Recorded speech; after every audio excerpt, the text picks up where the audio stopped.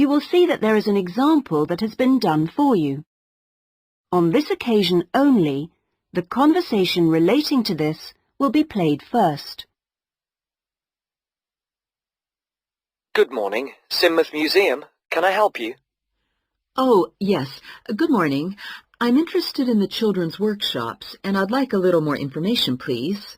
Do you mean the art and craft workshops? Yes, a friend of a friend mentioned them. The children do painting and make models and so forth. Yes, of course. Where to begin? First of all, as you probably know, they run every Saturday. The workshops are organised every Saturday, so Saturday has been written in the space. Now we shall begin. You should answer the questions as you listen, because you will not hear the recording a second time. Listen carefully and answer questions 1 to 5. Good morning, Sidmouth Museum. Can I help you? Oh, yes. Good morning. I'm interested in the children's workshops, and I'd like a little more information, please. Do you mean the art and craft workshops? Yes, a friend of a friend mentioned them. The children do painting and make models and so forth. Yes, of course. Where to begin? First of all, as you probably know, they run every Saturday. Fine. And what about ages? Well, all ages from 5 upwards are welcome, though we do ask that children below 8 years of age are accompanied by an adult. Fine. That wouldn't be a problem. What about cost? Well, I think you'll find them very reasonable. It's £2.50 a child, with 80 pence off for 2 or more children from the same family. Oh, yes. Very reasonable. And are they held in the main museum? Not exactly. They're nearby. Could you give me the full address? I don't know the area very well. Yes. It's Winter House. Right. And that's in Tamer Street. Could you spell that, please? Yes. Tamer Street. Lovely. And I do need to tell you that there's a security entrance, so you need to press the green button for someone to let you in. Don't press the red button, please. But don't worry, it's all clearly labelled. Okay. And one more question. Is parking available nearby? We're driving in from out of town. Your best bet is to leave your car at the back of the library. On a Saturday morning, there are plenty of spaces there. It's right next door to the museum. And can I ask about booking places? Yes, and I must tell you, you really should book by calling the education department here. Oh, I'm sorry. Should I have rung them instead of the main museum number? No, that's fine this time. Please don't worry. But for future reference, I'll give you the direct number. It's 200-765. Great. I've got that. Before you hear the rest of the conversation, you have some time to look at questions 6 to 10.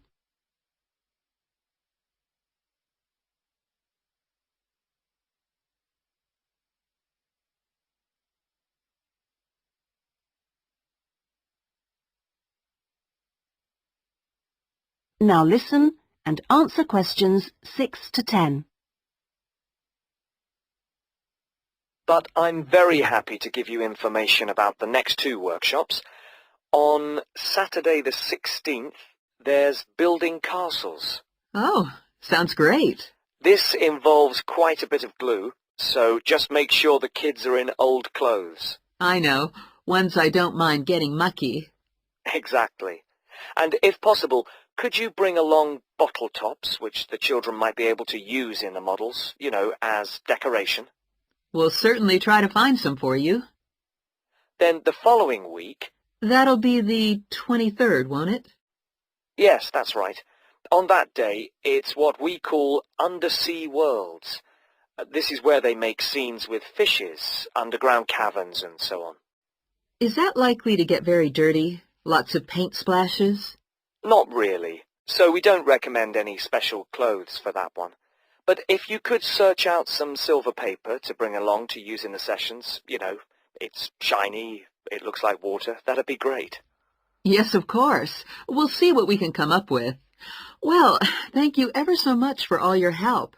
The sessions sound really good, and I'll certainly book up for the next 2. Lovely. Thanks very much for ringing.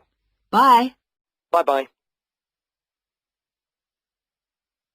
That is the end of section 1. You now have half a minute to check your answers.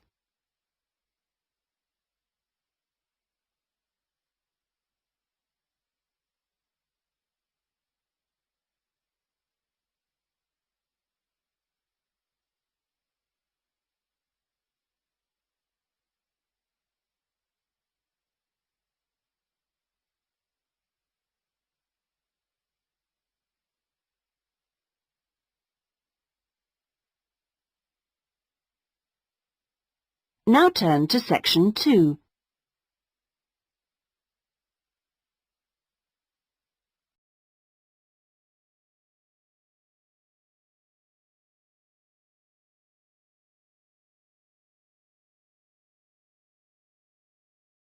Section 2. You will hear a customer services official giving information to a passenger at a railway station in a town called Trebirch. First, you have some time to look at questions 11 to 17.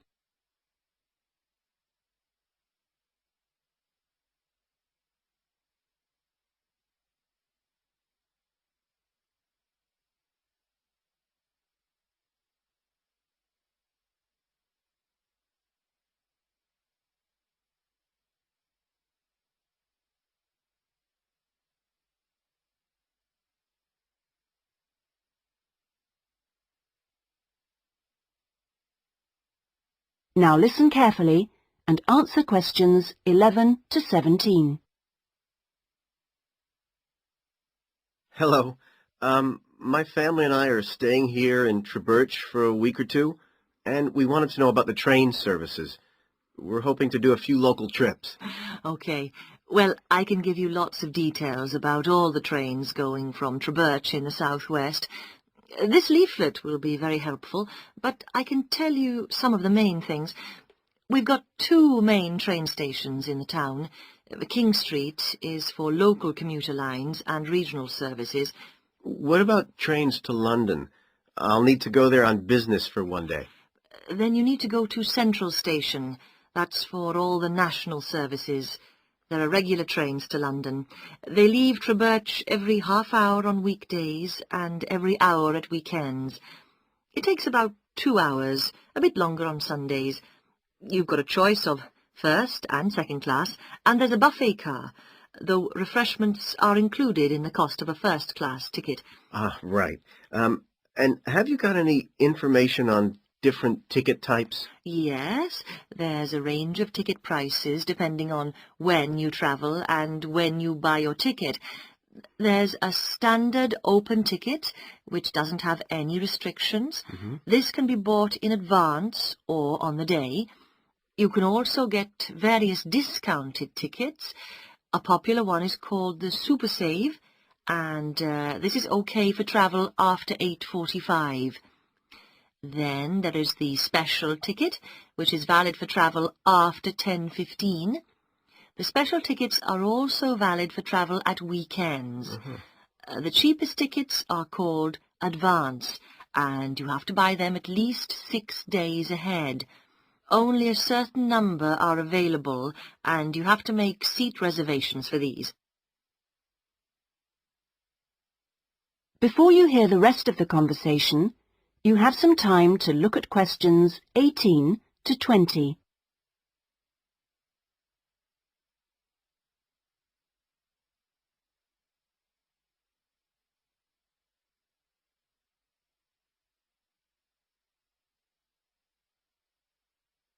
Now listen and answer questions 18 to 20. Thanks. And are there lots of places to go to around here? Oh, yes. You can enjoy many days out. There's the Merthyr Mining Museum, which is only half an hour from Trubirch by train. Your children will find it just as fascinating as any theme park, and they can ride in the original miners' lifts and on the coal trains. There are special excursion tickets which include entrance fees. Mainline trains also offer direct services to Bristol, where you can visit the docks or spend a great day out with the children in the zoo, which is set in the parkland that used to surround the old castle. Special family away day fares are available for this service now during the school holidays. Alternatively, you can be in Birmingham in only an hour and a half, where there's lots to see and do, including the new and internationally acclaimed climbing wall, built on the site of the old aquarium. We will also be running a special service to Newport when the new Science Museum opens next year, as we anticipate a lot of visitors in the opening weeks. I'd advise you to call early to book your tickets. Is that okay? Yes, thanks. That is the end of section 2. You now have half a minute to check your answers.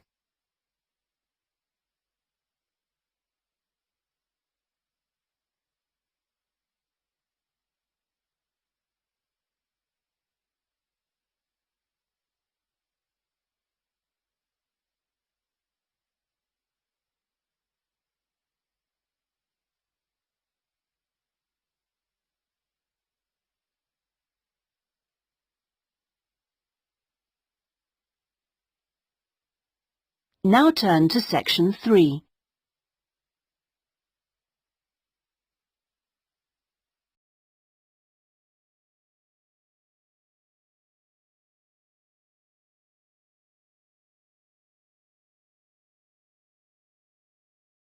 Section 3.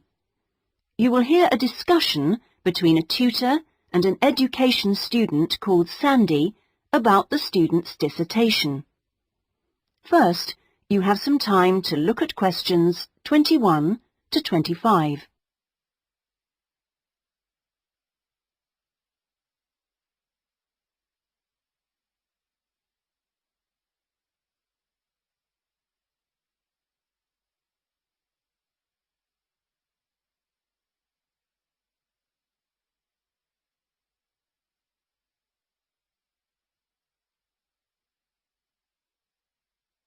Now listen carefully and answer questions 21 to 25.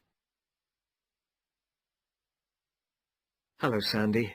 How have you been getting on with your dissertation? Fine, and I've been working hard on the various action points we agreed on our last tutorial. Do you want to talk me through what you've done? Yeah, sure. Well, we agreed on 3 main targets for me to aim for. The first one was to find out about suitable data analysis software. Yes. And what I decided to do was to look through catalogues specialising in IT. That's a good idea. What did you come up with? I found the names of 2 promising ones. Right. But I also thought it'd be worthwhile talking to a lecturer. Oh, right. Who did you see? Jane Prince. Do you know her? She's in the computer centre? Yes, of course. She's the new head. Yes, well, she was very helpful. Oh, that's good. Did she suggest anything in particular? Yeah, she recommended software called VVAT and said I should book up for a couple of practice sessions using VVAT. Great. I'm sure you'll find them useful. And, of course, the second target was to draw up a survey checklist, which... Yes, you emailed me it last week. Have you had a chance to look? Of course. I think it's good. Very much on the right lines. I'd say your first 2 sections are spot on. I wouldn't suggest that you change anything there, but in section 3 you really do need to have questions on teaching experience. Yeah, I was thinking that section looked a bit short. Right. And my third target was do further reading on discipline. Oh, yes. I mentioned a couple of writers, didn't I? Yes, well, I got hold of the Banerjee, and I thought that was excellent, but I'm afraid I didn't manage to get hold of the essays about classroom management. You know, the ones by Simon Erickson. The bookshop said it was out of print, and the library doesn't have a copy. Oh, right. And I'm afraid I've lent my copy to another student. What I suggest you do is try the library again. This time apply for it through the service called Special Loans. Have you done that before? N- You're entitled to 6 books a year. Yes, no problem. That's what I'll do. So, lots of useful work done. Before you hear the rest of the conversation, you have some time to look at questions 26 to 30.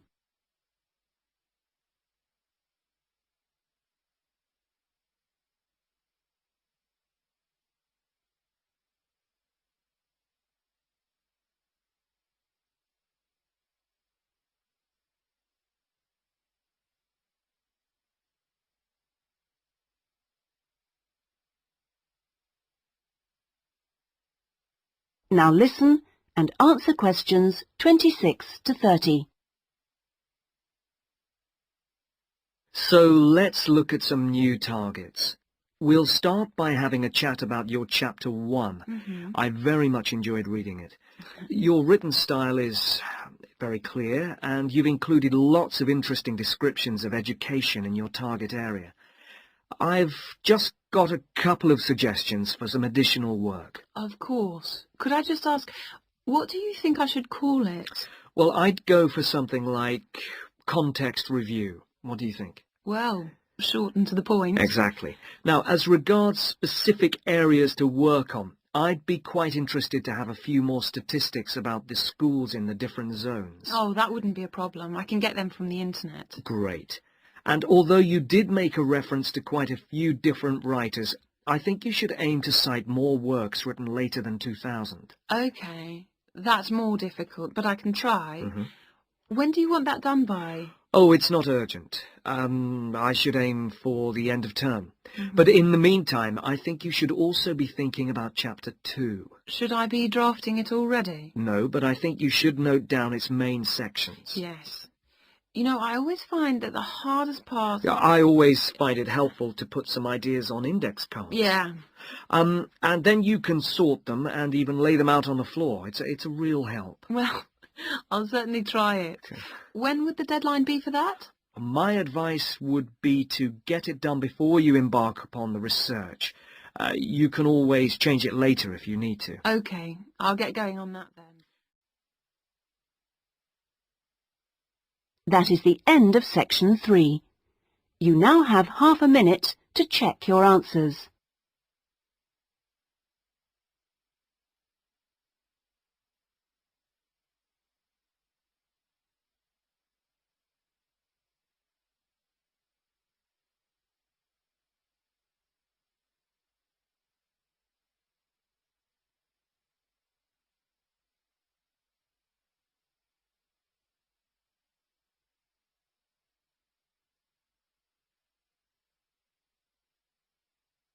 Now turn to section 4.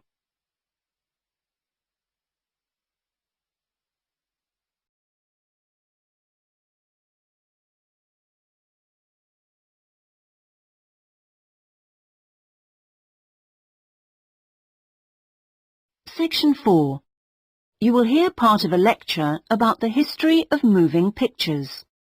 First, you have some time to look at questions 31 to 40.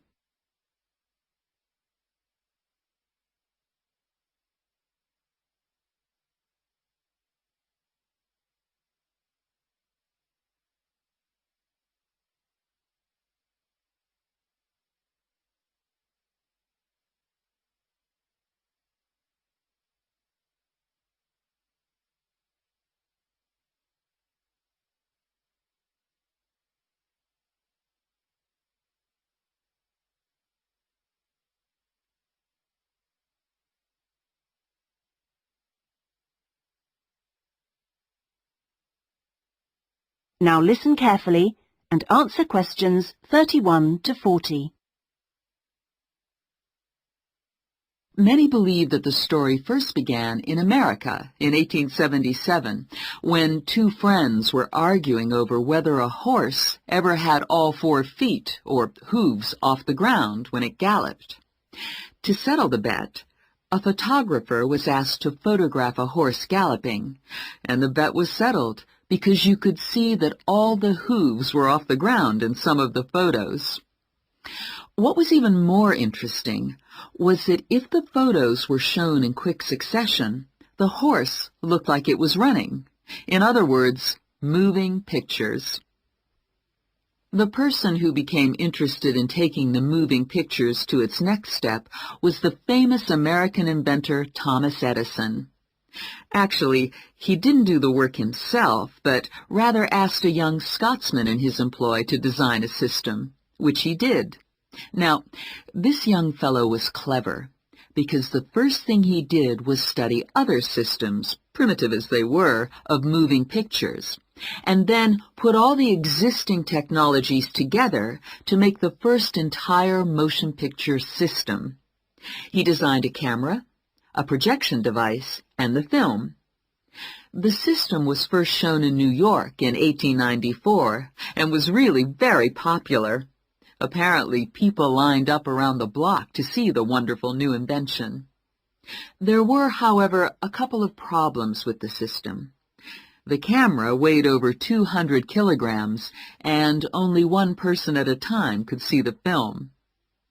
Well now, news of the new system in America traveled fast, and a number of rival European systems started to appear once people had heard about it. The single problem with all the systems was they couldn't really project the film onto a screen, so more than one person could see it. Then, in 1895, 3 systems were all developed, more or less at the same time and independently of each other. I guess the most famous of these was by the Lumiere brothers from France, and they called their system the cinematograph, which of course is where the word cinema comes from.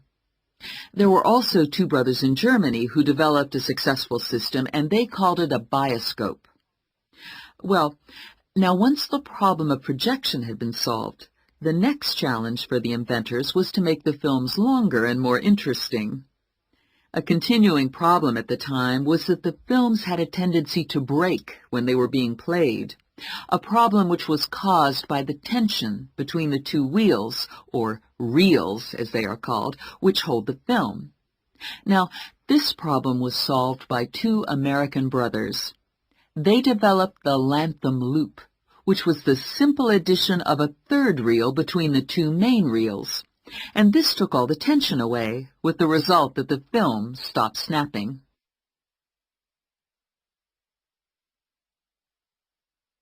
So now there was a real possibility of having films of more than 2 or 3 minutes. And this led to the making of the Great Train Robbery, the very first movie made. It only lasted 11 minutes, but was an absolute sensation, and there were cases of people watching the movie and actually fainting when the character fired a gun at the camera. Almost overnight, movies became a craze, and by 1905, people in America were lining up to see movies in store theaters, as they were called then. I guess the next big step in terms of development of technology was to have people actually talking on the film. And the first step towards this was in 1926, when sound effects were first used on a film. It wasn't until the following year, however, that the first talkie, as they were called then, was made. This film featured actors speaking only during parts of the film, and was called The Jazz Singer. And it wasn't until 1928 that the first all-talking film was produced, and this was called The Lights of New York. Unfortunately, the sound on this early film was not very good, and I believe they put subtitles on the film. That is, they printed the dialogue along the bottom of the film to compensate for this poor sound quality. Now, with the addition of sound, moving pictures became far more difficult to make. That is the end of section 4. You now have half a minute to check your answers.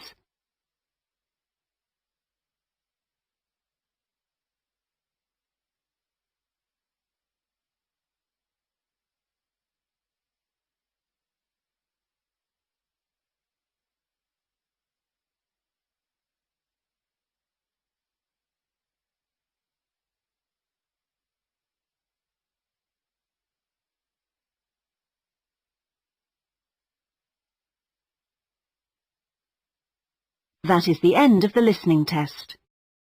In the IELTS test, you would now have 10 minutes to transfer your answers to the listening answer sheet.